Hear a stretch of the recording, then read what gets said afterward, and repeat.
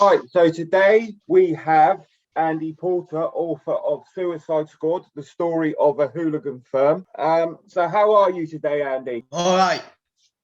Good. Right, so obviously you're well known from the Suicide Squad, the Burnley firm. So what I like to do with all my interviews is take it back to the start. So when did you first start going to football, mate? 1973. My mate's dad. Me, my mate, and his dad. Yeah. When did you start sort of going with your pals? Or how old was you back then? Sorry. Well, born in '66, so about 7 years old when I was going on with my mates. Soon as I went to secondary school, 11-year-old, you're going on with your pals. Going on with your pals. Can you remember when you first saw a bit of aggro in the ground and that?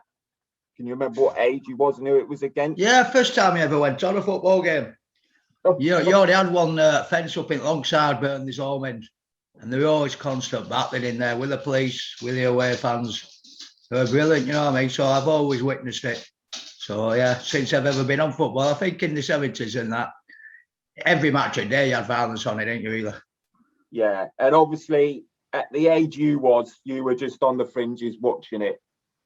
Yeah, I just stopped fringes in the be-all end behind nets, just watching what was happening in the long side. Yeah. Was you scared or did you find it thrilling? No, I want to be part of that.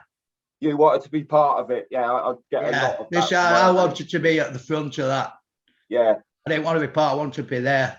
So when did you first started getting involved then, Andy? Sort of when did you first start, you were at the front of it? When we went to, we're all going from school, lads having little vans, travelling in transit vans at first, back of transit vans. So away games, just having it, little bits of offs. We didn't have a big mob then, say about 10, 20 of us, 2 tranny vans. It were enough, you know what I mean? Yeah. Did you have a name back then, or was it just the mob of your, just your local? No, just like the Burnley crew. Just the Burnley crew. Yeah. And then when we started getting a bit of mob together, then it would start the Varkite Central crew. You know what I mean? Because that's the coach firm we used to use. Oh, right, yeah. So yeah. Obviously the Suicide Squad is quite notorious and it's very, it stands out. So can you remember how that name came about? Yeah, we had a lad working in a printer in Clitheroe, and he printed this ticket out, Suicide Squad, right? But he offered it Preston, because we were mates with Preston North End at first, and they laughed it off. They said, "Fuck that." Right, yeah, they said, "Fuck that. We're not having that Suicide Squad," because Larford Bryan had just come out, I think, or one of them, Monty Python's fucking come out. Yeah. But then we just took it on us. Bang, we thought it were bang on them. Yeah, I think that's quite a mistake by Preston North End. Really. I do myself, right? But they had the first opportunity. If you read the book, you know what I mean? They say they had the first opportunity on that name. So, but they refused it. That is actually quite a mistake by Preston North End, in my opinion.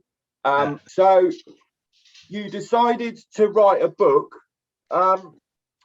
What was the reason, Andy, you decided to write your book? I've been reading a lot of books, you know what I mean? Grimson's and all that. They don't really tell you the truth, do they? You know, because I've been to some of them rows in there. They come out different. I know people see different things, but yeah, the main outcome is blah blah blah, and it this happened and that. And the main outcome, you either got done or you didn't get done. Yeah, that's a big. So, you know what I mean? A lot of firms saying they never got done in. That's a lot of bollocks, as we all know that. Exactly, you know what I mean? Every firm gets a fucking kicking now and again, don't they? Everybody, mate. We're not all invincible, mate. So, you know, all these firms, like Chelsea got one out when they went out to second division. They done every away end, they said. Every home end, everything, you know what I mean? No, that's a lot of bollocks. It did happen, lad. So they come to Burnley in '83, they got fucked all over, mate. So that didn't happen. Do you know what I mean? It didn't happen, mate. So, it happened. You know what I mean? I thought, tell the truth, innit? Yeah. Tell the truth. If you get a kicking, you get a kicking. There's no what's the word? It doesn't matter if it happens. You're not going to win every day. You know, it's simple as that. What, you've been going since the 70s, you said. Yeah. So what was your best? Time, or you know, was it the 80s? Was it the 90s? 80s, not a lot of CTV.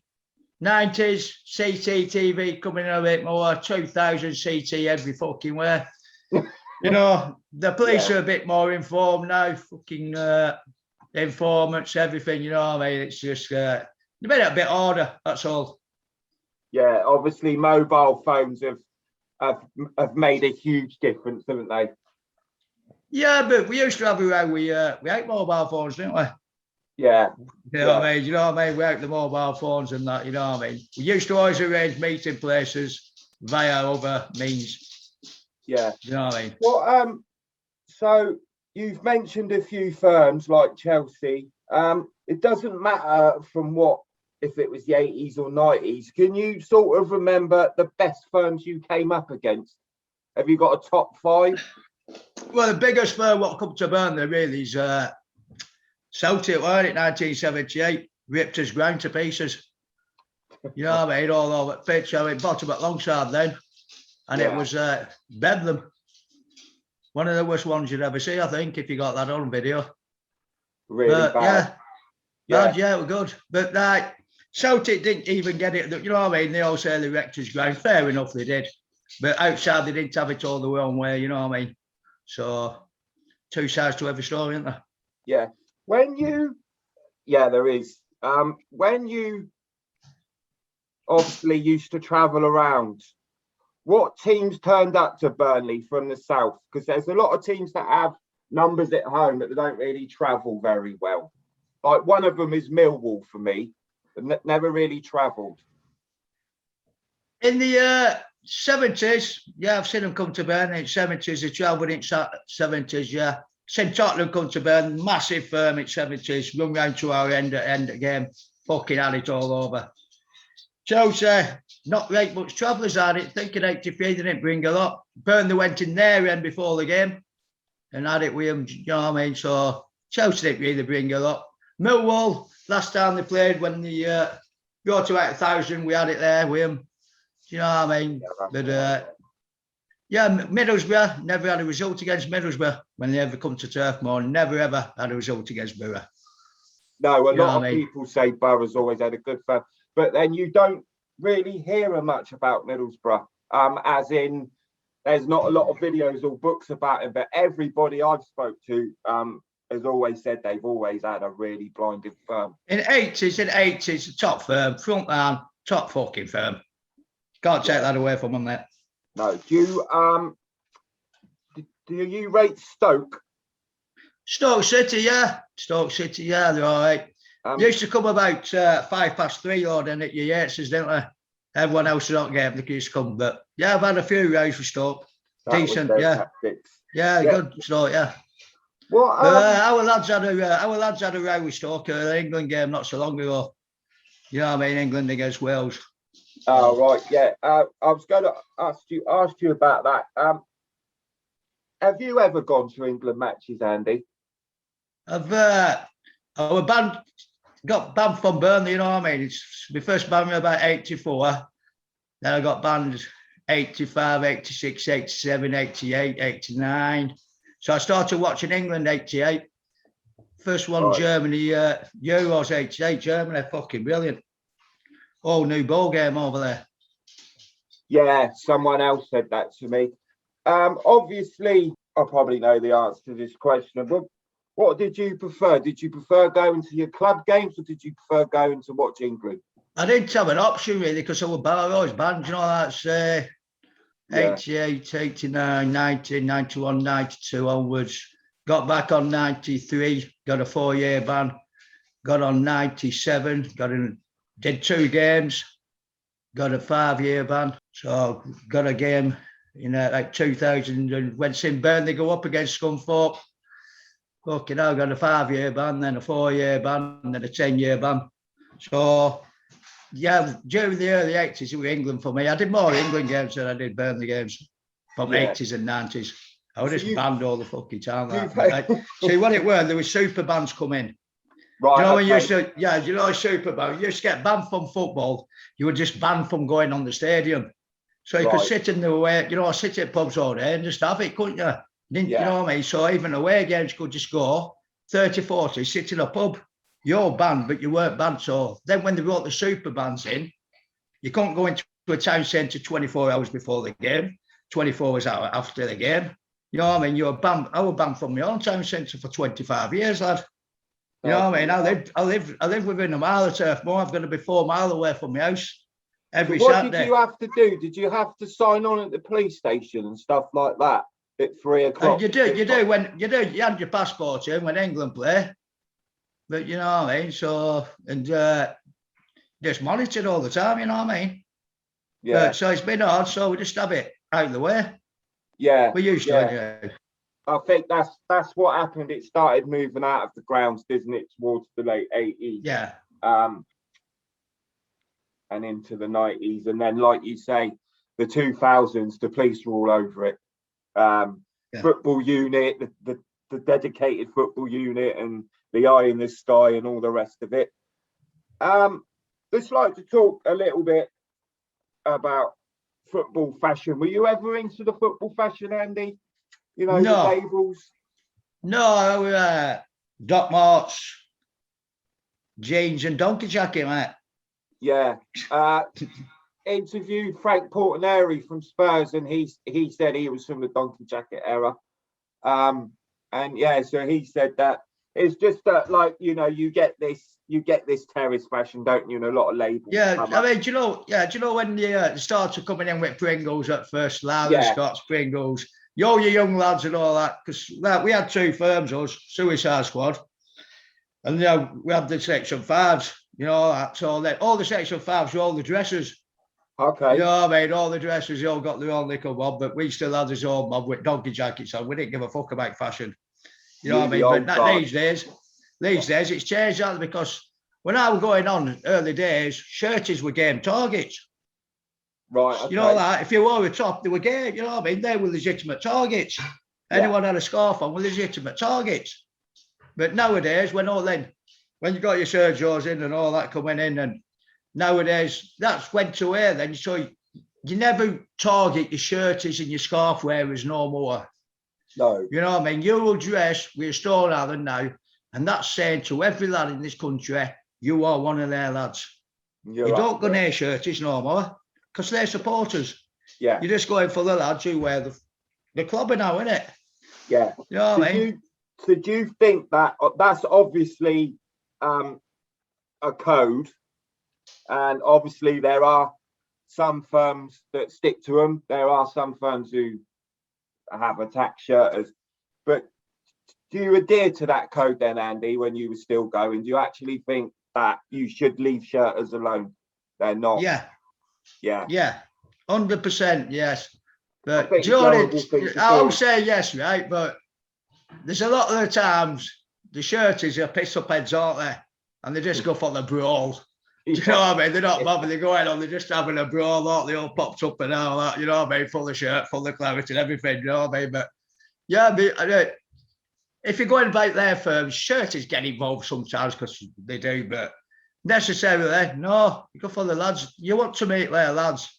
You don't want to meet their supporters. You want to see their lads, lad. How do you feel about knives and that being introduced? Knives? Yeah. They've always been there, haven't they?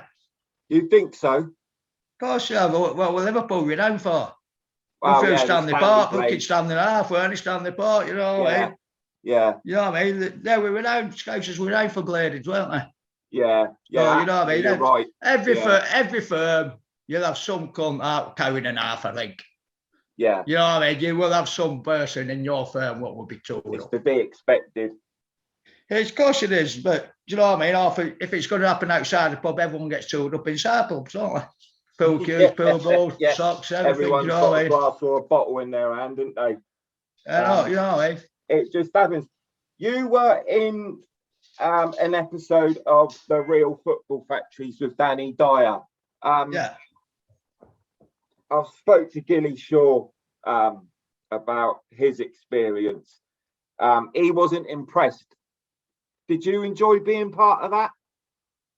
Yeah, he was just an actor, weren't he? He was just playing a fucking part, innit?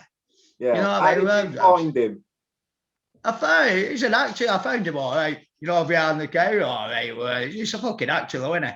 Yeah. He's an actor, and he's playing a part. He's getting paid to do that. He was in the pub, wasn't he, with all you lot and all your boys? Yeah, of course, yeah. And you could see he was a bit intimidated, as anybody would be. Well, that's what I'm saying. He's an actor. Yeah, he's not a lad, is he? I know he acts to be a lad, but he's not a lad, is he? No, of course he's not. No.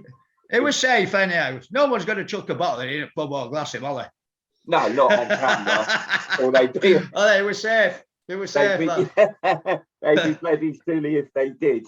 I mean that. Yeah. So you've had a lot of bans. Can you tell us what were some of the reasons? What, my bans? Yeah. Football violence, everyone. Football violence, everyone. And it was, do you think it's because you became well known? No, my first ban, I think, come in 1984. I think it was one of the first football bans in the country. Then 84, then I got banned. I got a banned. Then I got banned on top of another ban because I got arrested outside the ground. Then I got banned again when I was banned. So I got arrested on the top of the game. Then I got banned again because I got arrested when I was banned because I was allowed near the grounds, if you know what I mean. Yeah. So I then went to, 88, I moved down Luton, few years. Then just started watching England when I went out of Luton, really.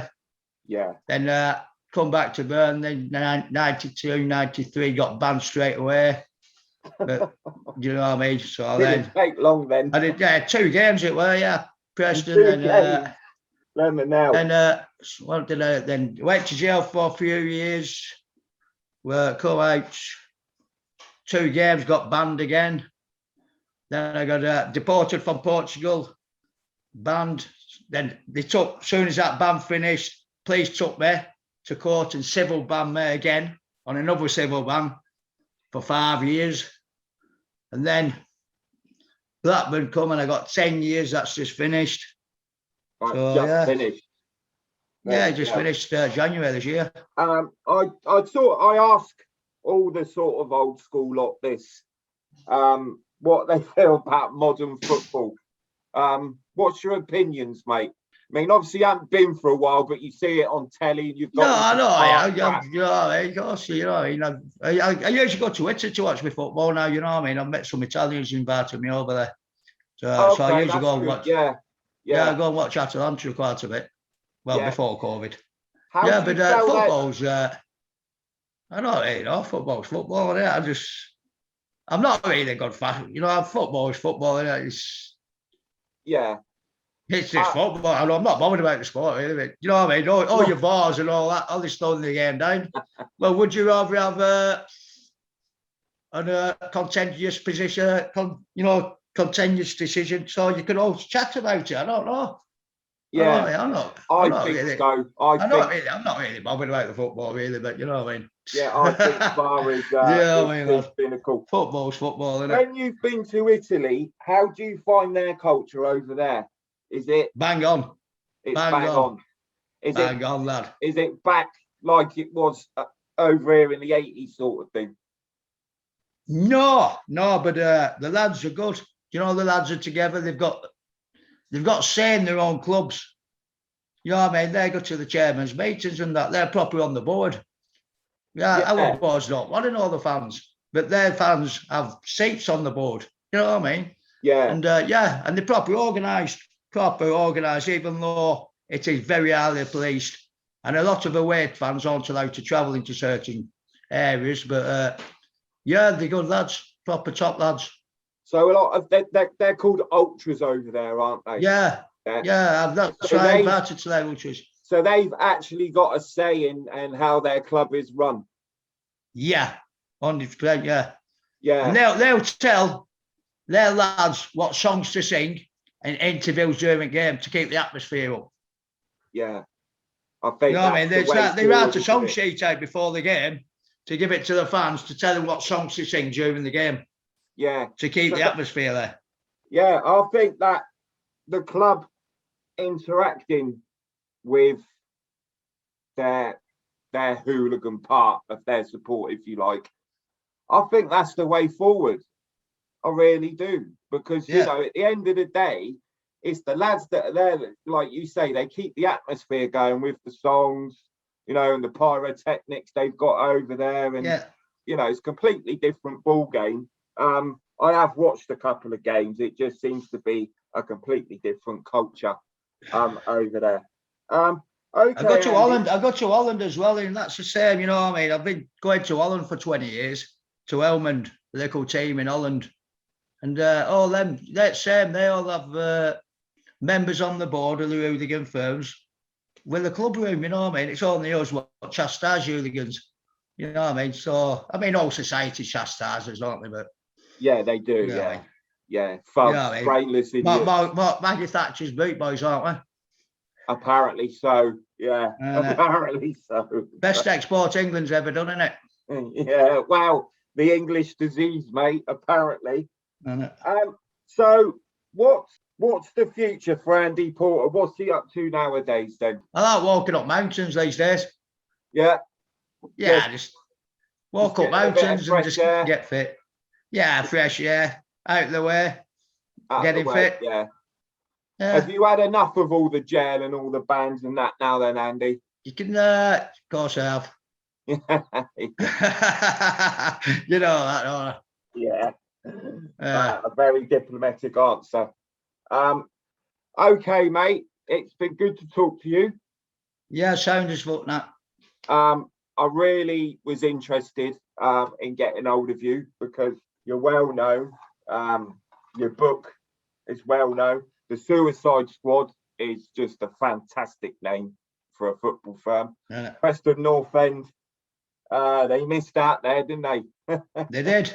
Bloody hell. Okay, mate. So that was Andy Porter, formerly of Burnley Suicide Squad, author of Suicide Squad, the story of a hooligan firm, which is still available on Amazon. Yeah, it will be for about 99p, I reckon. Okay. All right. Okay, there'll be more videos coming from UK Casual soon.